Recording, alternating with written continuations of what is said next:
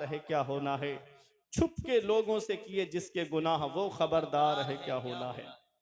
अपनी आखिरत की तैयारी करो, मौत का कोई भरोसा नहीं, मौत का कोई पता नहीं कब किस जगह और किस हाल में आ जाए। अभी 3 साल पहले तुमने हाल नहीं देखा था, क्या हाल बन गया था, कैसा माहौल था। मस्जिदों में ताले पड़ गए, मदरसों में ताले पड़ गए, एयरपोर्ट पे ताले पड़ गए, स्टेशनों पे ताले पड़ गए, इंसान घर के अंदर कैद हो गया। होना तो ये चाहिए था कि नेमत मिले तो अल्लाह का शुक्र अदा करना चाहिए, नेमत मिले तो इबादत बढ़ा देनी चाहिए। ये मोबाइल भी अल्लाह की बहुत बड़ी नेमत है, लेकिन इस मोबाइल की मिसाल उन 2 कीड़ों की तरह है। एक कीड़ा वो है जो गंदगी पे जाकर के बैठता है, और दूसरा कीड़ा वो है जो खुशबूदार फूलों पे जाकर के बैठता है। कि मोबाइल, इसमें जो आप निकालेंगे वही निकलेगा। गंदी तस्वीरें निकालेंगे तो गंदी तस्वीरें आएंगी, फिल्में निकालेंगे तो फिल्में आएंगी, और इसी में आप किसी आलिम की तकरीर निकालेंगे तो आलिम की तकरीर आएगी। इसी में आप नाते नबी निकालेंगे तो नाते नबी आपको सुनने को मिलेगी।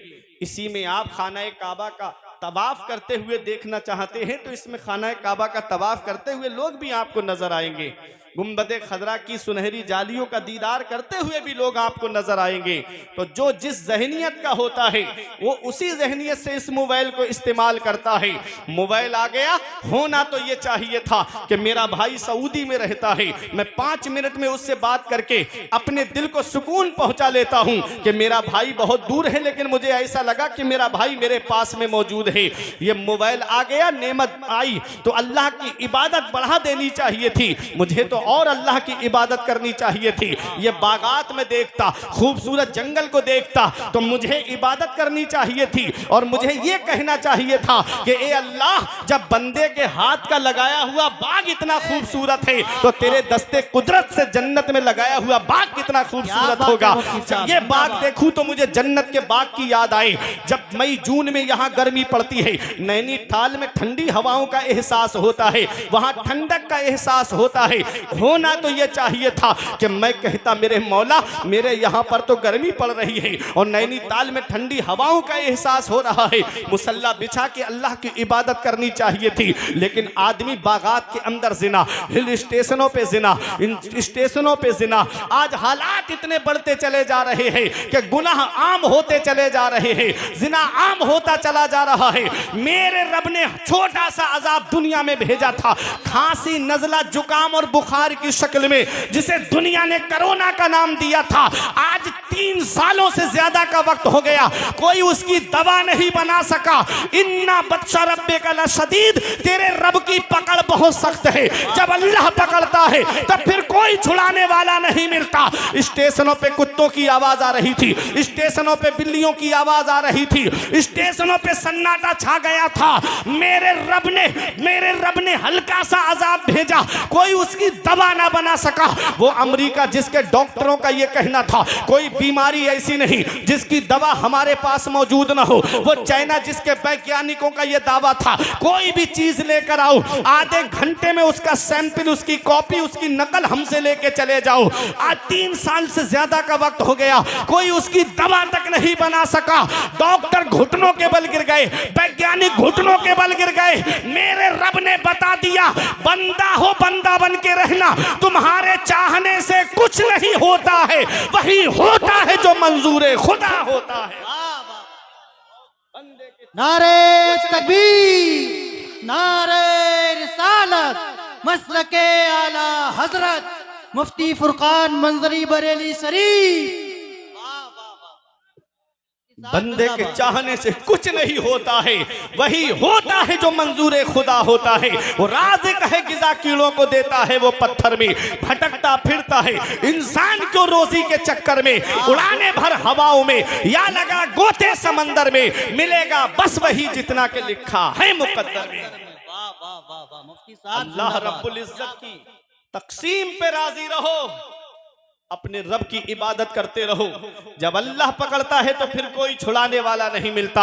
आज गुनाहों में जिंदगी गुजर रही है, आज अय्याशियों में जिंदगी गुजर रही है। आज घरों के हालात देखो, आज घरों के अंदर जाकर के जायजा लेकर के देखो तो माँ बाप घरों में आंसू बहा रहे हैं, बाप चारपाई पे आंसू बहा रहा है, बेटा दोस्तों के साथ पार्टियां करता नजर आ रहा है, माँ बाप एक एक पैसे की दवाई के लिए परेशान है और बेटा दोस्तों के साथ पार्टियां करके होटलों में वेटरों को टिप दे करके आ रहा है। इधर माँ बाप की आंख, माँ बाप एक एक पैसे की दवाई के लिए परेशान और बेटा कोई नैनीताल की सैर कर रहा है, कोई दार्जिलिंग की सैर कर रहा है, कोई कश्मीर कन्याकुमारी की सैर कर रहा है।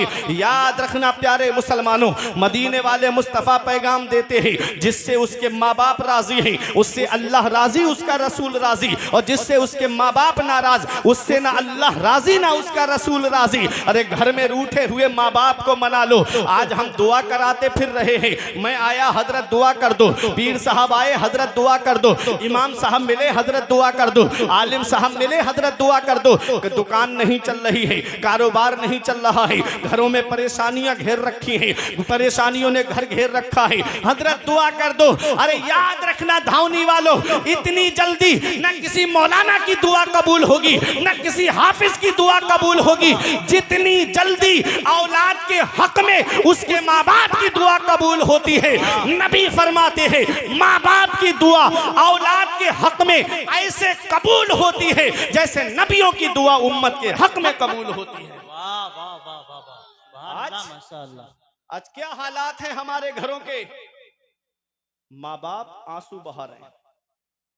मैं कुरान की एक आयत पढ़ रहा हूं, रब फरमाता है वक़ज़ा रब्बुका अल्ला तअबुदू इल्ला इय्याहु व बिल वालिदैनि इहसाना। हुक्म दिया तेरे रब ने कि अपने रब के सिवा किसी की बंदगी ना करो और अपने माँ बाप के साथ हुस्न सुलूक करो। ये उलमाए किराम तशरीफ फरमाए, आप इनसे पूछे पूरे कुरान में अल्लाह ने जहां जहां अपने हक बयान फरमाए हैं, ठीक उसके बाद अल्लाह ने माँ बाप के हक बयान फरमाए। क्या समझे? हुकूकुल्लाह के बाद में हुकूकुल इबाद में बंदों के हक में सबसे पहला हक जिसका है वो माँ बाप है। आज वही घर में माँ बाप आंसू बहा रहे हैं, एक एक पैसे के लिए माँ बाप परेशान हैं। ईद का मौका है, हमारे बच्चे शॉपिंग मॉल से कपड़े खरीदे और हमारे माँ बाप पुराने कपड़े पहन के अल्लाह का शुक्र अदा करें। हमारे बच्चे सेवई खाएं और माँ बाप हमारे बच्चों का चेहरा देखें। क्या इस दिन के लिए माँ बाप औलाद को जवान करते हैं? क्या इस दिन के लिए माँ बाप औलाद को पालते हैं? हम कौन सा मुंह लेके अपने आका की बारगाह में जाएंगे? हम कौन सा चेहरा लेकर अपने आका की बारगाह में जाएंगे? ऐ दाऊनी वालों, मदीने वाले मुस्तफ़ा सल्लल्लाहु अलैहि वसल्लम ने इरशाद फरमाया, जो सुबह को माँ बाप का चेहरा मोहब्बत से देख ले, अल्लाह जन्नत के 2 दरवाजे खोल देता है। और एक का इंतकाल हो गया है, एक मौजूद है, तो जो मौजूद है उसका चेहरा मोहब्बत से देख ले तो अल्लाह जन्नत का 1 दरवाजा खोल देता है। आज मेरी कौम के नौजवान कहते मेरे बाप ने मेरे लिए किया क्या है? ये मकान मैंने अपने पैसे से बनाया, ये जमीन मैंने अपने पैसे से खरीदी है, ये प्रॉपर्टी मैंने अपनी मेहनत से जमा की है। हदीस क्या कहती है? नबी फरमाते अंता व मालो का ले अबी का, तुझ पर भी तेरे बाप का हक है और तेरी जायदाद पर भी तेरे बाप का हक है। सुभान अल्लाह, सुभान। बाप है क्या? हमारे उलमा फरमाते हैं बाप आंगन में लगे हुए पेड़ की तरह होता है। मेरी बात समझ में आ रही है आपकी? बाप आंगन में लगे हुए पेड़ की तरह होता है। जब शिद्दत की गर्मी पड़ती है, जब शिद्दत की धूप पड़ती है, जब गरम गरम लू के थपेड़े होठों को खुश्क कर देते हैं, आदमी पेड़ के नीचे कुर्सी डाल के बैठ जाए, आराम मिल जाता है। आदमी दोपहर में पेड़ के नीचे चारपाई बिछा के बैठ जाए, उसे सुकून मिल जाता है। पेड़ के पत्ते दोपहर में तोड़ के देखना, ऊपर से गर्म होते हैं, लेकिन नीचे बैठने वाले को छांव पहुंचाते हैं।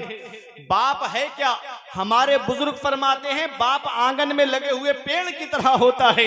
जब शिद्दत की गर्मी पड़ती है, जब शिद्दत की धूप पड़ती है, तो बाप आंगन में लगे हुए पेड़ की तरह होता है, जो पूरी परेशानी अपने ऊपर बर्दाश्त कर लेता है, लेकिन अपनी औलाद तक परेशानी पहुंचने नहीं देता है, अपनी औलाद तक कोई मुसीबत पहुंचने नहीं देता है।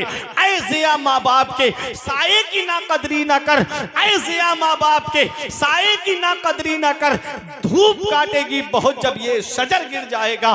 धूप कैसी भी हो साया नहीं खोने देता, राह कैसी भी हो बेबस नहीं होने देता। बेच के अपना लहू चाहे वो रोटी लाए, अरे बाप औलाद को भूखा नहीं सोने देता। बाप है क्या? इसका एहसास हमें तब होता है जिस दिन बाप की चारपाई घर से उठ जाती है। उस दिन हमें पता चलता है हम कितनी बड़ी नेमत से महरूम हो गए। जिस दिन बाप की चारपाई घर से उठ गई, उस दिन चिराग लेके भी ढूंढोगे तो बाप जैसा प्यार करने वाली शख्सियत नहीं मिलेगी, माँ जैसी मोहब्बत करने वाली शख्सियत नहीं मिलेगी। आज जिस दौर में हम जिंदगी गुजार रहे हैं, यह मिलावटी दौर कहलाता है। इसमें दूध में आपको मिलावट मिलेगी, चीनी में आपको मिलावट मिलेगी, घी में आपको मिलावट मिलेगी, खाने पीने की अशिया में आपको मिलावट मिलेगी। इस मिलावटी दौर में अगर बगैर मिलावट के कोई चीज है तो वो माँ बाप की मोहब्बत है, जिसमें कोई मिलावट नहीं होती है, जो अपनी औलाद से सच्ची मोहब्बत करते हैं। आज वही माँ बाप बूढ़े हो जाएं, हम उनकी कद्र करना छोड़ देते हैं। वही माँ बाप बूढ़े हो जाएं, हम उनकी खिदमत करना छोड़ देते हैं। वही माँ बाप बूढ़े हो जाएं, हम उनको बोझ समझना शुरू कर देते हैं। याद रखना, बाप कुछ ना करे, सिर्फ चारपाई पर बैठा रहे, कहीं जाए भी नहीं, जब तक बाप का साया औलाद के ऊपर होता है, औलाद मुतमईन होती है कि मेरे सर पर मेरे बाप का साया है, मेरी पीठ पर मेरे बाप का हाथ रखा हुआ है। खानदान वाले भी मोहब्बत से बात करते हैं, रिश्तेदार भी मोहब्बत से बात करते हैं, पड़ोसी भी मोहब्बत से बात करते हैं। जिस दिन उस बूढ़े बाप की चारपाई घर से उड़ जाती है, उस दिन कभी जमीन के बंटवारे के नाम पे लड़ाई, कभी घर के बंटवारे के नाम पे लड़ाई, फिर लड़ाइयां जन्म लेती है। पता चला बाप ऐसा साया है कि जिस दिन ये साया सर से उड़ जाता है, उस दिन पता चलता है कि हम कितनी बड़ी नेमत से महरूम हो गए। उस दिन पता चलता है कि हम कितने बड़े साये से महरूम हो गए। कभी तुम्हें यह लगे मेरे बाप ने मेरे लिए क्या किया है, तो एक पैगाम दे रहा हूं नौजवानों, याद रखना, कभी अपने अब्बा के पास बैठ करके उनके चेहरे की तरफ देखना। उनके चेहरे की सिलवटें तुम्हें कुछ पैगाम देंगी, उनके हाथ की लकीरें तुम्हें कुछ पैगाम देंगी, उनके चेहरे में गालों में पड़े हुए गड्ढे तुम्हें कुछ पैगाम देंगे। ये वही बूढ़ा बाप है, अल्लाह अकबर, जिसने अपनी औलाद तक कोई परेशानी पहुंचने नहीं दी। बड़ी से बड़ी परेशानियां अपने ऊपर बाप रोक लेता है। बाप है क्या? इसका एहसास हमें तब होता है जब यह साया हमारे सर से उड़ जाता है। जिस दिन बाप की चारपाई हमारे घर से उड़ जाती है, उस दिन पता चलता है कि हम कितनी बड़ी नेमत से महरूम हो गए। ऐसे माँ बाप के साये की ना कदरी न कर, धूप काटेगी बहुत जब ये शजर गिर जाएगा। जिस दिन बाप की चारपाई घर से उड़ गई, उस दिन कोई सच्चे दिल से दुआ देने वाला तक नसीब नहीं होता।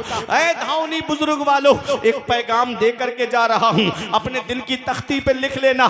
कभी तुम्हें लगे मेरे बाप ने मेरे लिए क्या किया है, तो चले जाया करो बहेड़ी में मेन चौराहे की तरफ, चले जाया करो बरेली शरीफ में मेन चौराहे की तरफ। देखो वहां कुछ लोग रात में तुमको ऐसे मिलेंगे कि कोई ऑटो रिक्शा चला रहा है, कोई टुक टुक चला रहा है, कोई बस चला रहा है, कोई ट्रक चला रहा है, कोई फोर व्हीलर लेकर के चौराहे पे खड़ा है, कोई इको लेकर के रात में खड़ा है। सोचता है कि 4 पैसे जमा हो जाएंगे, मेरी औलाद की पढ़ाई में काम आएंगे, 4 पैसे जमा हो जाएंगे, मेरी औलाद के खर्चे में काम आएंगे। अरे ये रक्षा चलाने वाला एक बाप ही तो है, ये फलों का ठेला लगा के गर्मी में खड़ा होने वाला एक बाप ही तो है।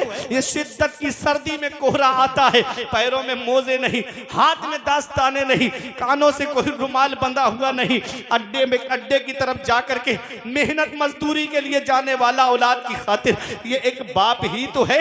ये कोई मुंबई कमाने जा रहा है, ये एक बाप ही तो है। ये दिल्ली कमाने जा रहा है, ये एक बाप ही तो है। ये सऊदी 3-3 साल के लिए कमाने जा रहा है, ये एक बाप ही तो है। बाप क्या नहीं करता अपनी औलाद के लिए। अगर प्यास लगती है तो पानी मस्जिद की टंकी पे जाकर के पीता है। पड़ोसी कहते हैं एक पानी की बोतल लेकर के पानी क्यों नहीं पी लेता? कहता है 20 रुपए बच जाएंगे, मेरी औलाद की पढ़ाई में काम आएंगे, मेरी औलाद के खर्चे में काम आएंगे, मेरी औलाद की तालीम में काम आएंगे। अरे ये डॉक्टर बनाने वाला एक बाप है, इंजीनियर बनाने वाला एक बाप है, मास्टर बनाने वाला एक बाप है, प्रोफेसर बनाने वाला एक बाप है, IPS बनाने वाला